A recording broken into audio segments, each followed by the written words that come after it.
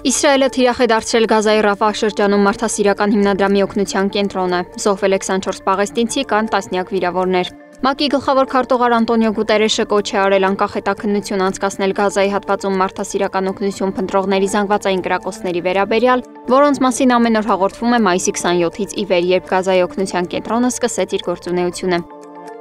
Ստամբուլում ավարտվել են Ռուսաստանի եւ Ուկրաինայի միջև բանակցությունները, որոնք տևել են ավելի քան 1 ժամ եւ անցկացվել ռուսերենով։ Ուկրաինական պատվիրակությունը ռուսներին առաջարկել է մինչև հունիսի վերջ հանդիպել եւս մեկ անգամ, հայտնել է Ուկրաինայի պաշտպանության նախարար Ռուստամ Ումերովը։ Ռուսաստանի նախագահի խորհրդական Ռուսաստանի պատվիրակության ղեկավար Վլադիմիր Մեդինսկին էլ հայտնել է, որ բանակցությունների ընթացքում Ռուսաստանի դաշնությունը ուկրաինական կողմին է փոխանցել 2 մասից բաղկացած հուշագիր։ Հուշագրի կետերն են Ռուսաստանի Դաշնության կազմում Ղրիմի, Լուգանսկի ժողովրդավարական հանրապետության, Դոնեցկի ժողովրդավարական հանրապետության, Զապարոժիայի, Խերսոնի շրջանների միջազգային ճանաչում։ Ուկրաինային արգելել միանալ ցանկացած ռազմական դաշինքների եւ կոալիցիաների, ռուսական նոր տարածքներից ուկրաինական զորքերի դուրսբերում եւ 30-օրյա հրադադարի հաստատում, Ուկրաինայում ազգայնական կազմավորումների լուծարում, նացիզմի հերոսացման եւ քարոզչության օրենսդրական արգելք, ռուսաց լեզվին պաշտոնական կարգավիճակ տալ, Ուկրաինայում ռազմական դրության վերացում եւ ընտրությունների անցկացում։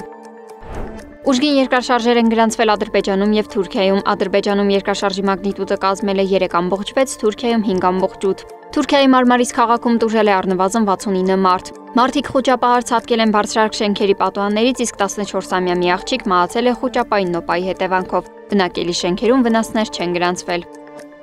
Հունիսի 3-ի առավոտյան Փարիզի Գրևենի թանգարանից գողացել են Ֆրանսիայի նախագահ Էմանուել Մակրոնի մոմե արձանը։ Նախնական տվյալներով գողությունը կատարել են թանգարանի աշխատակիցների հագուստով 2 կանայք եւ 1 տղամարդ։ Նրանք արձանը փաթաթել են ծածկոցի մեջ եւ տարհանման ելքով դուրս բերել շենքից։ Ավելի ուշ թանգարան է զանգել մի տղամարդ եւ հայտնել, որ մասնակցել է գողությանը։ Նա ներկայացել է որպես Greenpeace միջազգային բնապահպանական կազմակերպության անդամ։ Թանգարանի ղեկավարությունը տեղեկությունը փոխանցել է ոստիկանություն։ Արձանի արժեքը մոտ 40,000 եվրո է։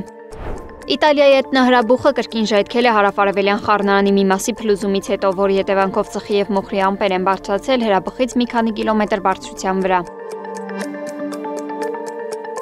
Թեհրանն Իրանի հետ ապագա համաձայնագրի վերաբերյալ ԱՄՆ-ի գրավոր առաջարկը, որը Իսլամական Հանրապետության միջուկային ծրագրի շուրջ ճգնաժամը կարգավորելու բանակցությունների մաս է կազմում, համարում է իրականությունից հեռու։ Իրանի ուսանողական լրատվական գործակալության փոխանցմամբ Թեհրանը դրանում պարունակվող կետերը համարել է միակողմանի եւ իրականությունից հեռու եւ չի դիտարկի այն որպես հնարավոր համաձայնագրի հիմք։ Ավելի վաղ Սպիտակ տան մամուլի քարտուղար Քերոլայն Լիվիտը հայտնել էր, որ ԱՄՆ նախագահի հատուկ դեսպանոր Սթիվեն Վիտքոֆը Իրանի իշխանությանն է ուղարկել Թեհրանի միջուկային ծրագրի վերաբերյալ մանրամասն եւ ընդունելի առաջարկ։ Սվետլանա Թորոսյան, Նոնա Գևորգյան, ABC Media։